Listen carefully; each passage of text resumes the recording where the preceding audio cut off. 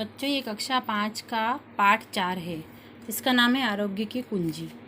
प्रस्तुत पाठ में मानव द्वारा अपने जीवन काल में अनेक व्याधियों का शिकार होकर असमय ही अपने जीवन को अंत की ओर ले जाने की अपेक्षा व्यसनों से दूर रहकर अपने स्वास्थ्य के प्रति जागरूक रह सकते हैं। विद्यार्थीगण विशेष रूप से पाठ में बताए गए स्वास्थ्य संबंधी मूल मंत्रों को अपने दैनिक जीवन में अपनाकर स्वस्थ व दीर्घ जीवन प्राप्त कर सकते हैं। निरोगी और बलिष्ठ शरीर भला कौन नहीं चाहता। इनकी प्राप्ति हेतु प्रथम दृष्टि पौष्टिक आहार या औषधि उपचार पर जाती है। बीमार होने पर लोग चिकित्सकों की शरण में दौड़ते हैं, मानो रोगों को भगाने की ठेकेदारी केवल उन्हीं के हिस्से आती हो। रोगी जानते ही हैं कि एक प्रयास में उन्हें कितनी सफलता मिल पाती है। रोग को निमंत्रण देना सरल है, परंतु उसे विदा करना तो बहुत टेढ़ी खीर है।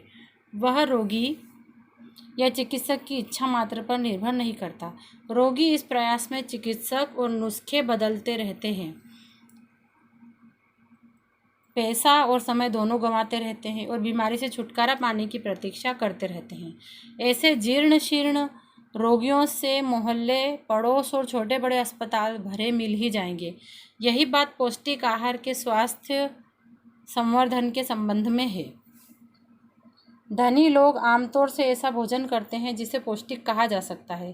केमिस्टों की दुकानें टॉनिक की बोतलों और पौष्टिक खाद्यों से डिब्बों में से भरी रहती है। विटामिन, मिनरल तथा ताकत की अन्य गोलियां बाजार में खूब बिकती है, परंतु इन्हें सेवन करने वालों में से किसकी कितनी तंदुरुस्ती बढ़ी, यह खोजने पर केवल निराशा ही हाथ लगती है। यदि उनमें कोई तथ्य सत्यता रहा होता तो उनका तथा उनके परिवार वालों का शरीर सर्वथा निरोग पाया जाता। यदि वे दूसरों के रोग भगा सकने में समर्थ हैं तो अपने परिजनों के शरीरों को रुग्ण क्यों रहने देते हैं। रुग्ण का मतलब होता है बीमार।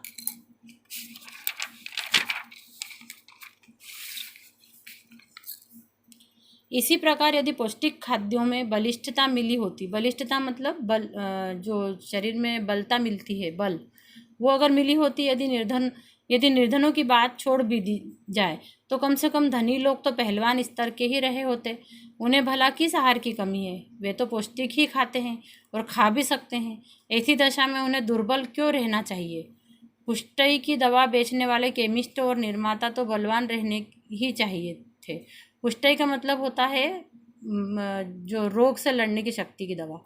च्यवनप्राश, शिलाजीत, मकरध्वज आदि बनाने वाले तथा उनका आकाश पाताल जैसा विज्ञापन करने वालों को जरा जीर्णता का कष्ट क्यों भोगना पड़ता है। ये लोग तो इन पौष्टिकों का उपयोग कर पुनः यौवन का लाभ भी ले सकते थे, पर ऐसा होता कहाँ है। लगता है आरोग्य की आकांक्षा के लिए केमिस्टों और चिकित्सकों के पीछे दौड़ने से मृग तृष्णा जैसी भ्रांति के अतिरिक्त और कुछ सार नहीं है। मानवीय मस्तिष्क पर छाए हुए अगणित अंधविश्वासों में अपने किस्म का यह एक बहुत ही भोंडा मतलब भद्दा, किंतु अति व्यापक अंधविश्वास है कि स्वास्थ्य संवर्धन में पौष्टिक खाद्यों और रोग निवारण में औषधियों का आश्रय लेने से काम चल सकता है। इनका आपत्ति काल में उपयोग तो किया जाता है और होना भी चाहिए, किंतु इसका प्रभाव तात्कालिक एवं स्वल्प है।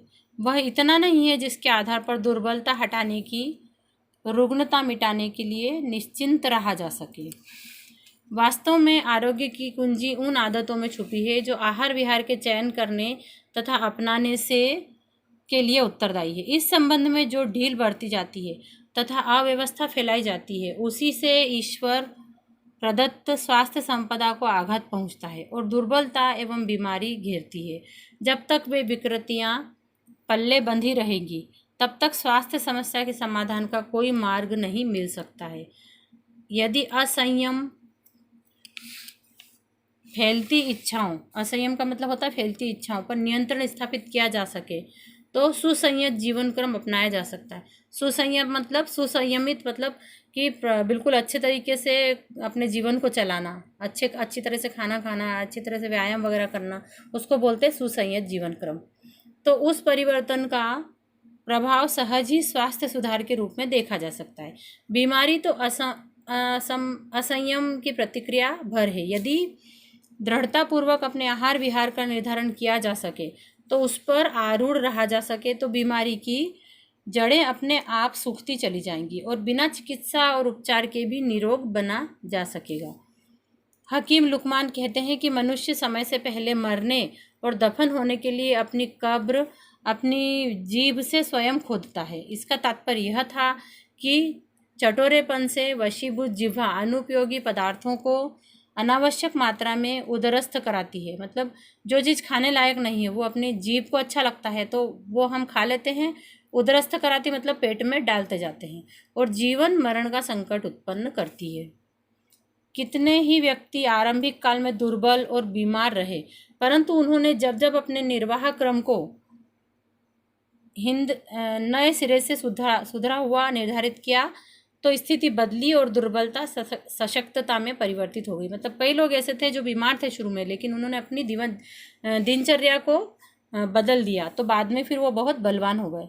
हिंद केसरी चंदगी राम पहलवान उठती उम्र में क्षयग्रस्त हो गए थे और अकाल मृत्यु के मुख में जाने वाले थे। इस स्थिति से छूटने के लिए उन्होंने साहसपूर्वक अपनी जीवन यापन प्रक्रिया में मौलिक परिवर्तन किया और उस परिवर्तन के प्रभाव से न केवल बीमारी से छूटे वरन बलिष्ठ पहलवानों की पंक्ति में जा बैठे।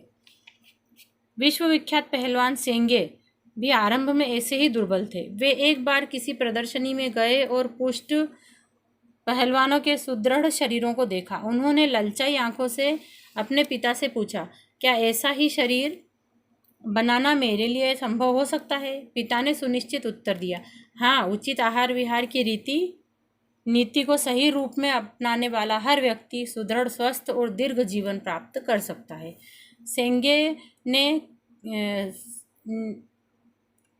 सेंगे ने क्या करना चाहिए यह पूछा और बताया गया। वे उसी को दृढ़तापूर्वक क्रियान्वित करने में जुट गए। फलतः स्वास्थ्य सुधरा, वे विश्वविख्यात पहलवान बने। लोकमान्य तिलक भी बचपन में बहुत दुर्बल और बीमार रहते थे। उन्होंने भी अपना स्वास्थ्य सुधारने का उत्तरदायित्व स्वयं संभाला। आहार विहार में दृढ़तापूर्वक सुव्यवस्था का समावेश किया और बलिष्ठता का उपहार प्राप्त किया। गांधी जी जिन दिनों दक्षिण अफ्रीका में थे उन दिनों उनका पेट बहुत खराब रहता था। कब्ज निवारण के लिए एनीमा का सहारा लेना पड़ता था। लगता था कि वे बहुत दिन न जी सकेंगे। स्थिति को बदलने के लिए उन्होंने दृढ़तापूर्वक स्वास्थ्य के नियम अपनाए, प्राकृतिक जीवनचर्या की तरह अपनाई और लंबा जीवन जिया। वे 120 वर्ष जीवित रहने की तैयारी कर रहे थे। दुर्घटना उन्हें उठा न ले गई होती तो संभवतः वे अपने उतने दिन जी भी लेते। 36 वर्ष की आयु में अखंड ब्रह्मचर्य का व्रत लेकर उन्होंने अपनी जीवन शक्ति में अद्भुत अभिवृद्धि की और उस ओजस के बल पर उभर कर महामानवों की अग्रिम पंक्ति में पहुंच सके। ऐसे असंख्यक उदाहरण सर्वत्र मिल सकते हैं। जिसमें नियमित और व्यवस्थित दिनचर्या अपनाने वालों ने स्वास्थ्य संवर्धन में सफलता पाई और कायाकल्प जैसा उदाहरण प्रस्तुत किया। स्वामी दयानंद सरस्वती की बलिष्ठता प्रसिद्ध है। उन्होंने एक बार 2 बलिष्ठ सांडों को आपस में लड़ते देखकर उनके सींग पकड़कर बलपूर्वक अलग कर पीछे धकेल दिया था। बग्घी को पकड़कर घोड़ों के 1000 प्रयत्न करने पर भी उसे आगे न बढ़ने देने का भी ऐसा ही घटनाक्रम है। इसे ब्रह्मचर्य का प्रताप ही कह सकते हैं। वनवासी भील व कोल अभावग्रस्त जीवन व्यतीत करते हैं, किंतु संयमशील रहकर आजीवन बलवान बने रहते हैं। यदि स्वास्थ्य मर्यादाओं का उल्लंघन न किया जाए तो ईश्वर प्रदत्त आरोग्य सहज ही आजीवन अक्षुण्ण बना रह सकता है। इसका मतलब यही है कि हमारा जो जीवन है वो अगर हमको स्वस्थ रखना है तो हमें नियमित दिनचर्या हमारी अपनानी चाहिए और नियमित व्यायाम और खान पान पर ध्यान देना चाहिए।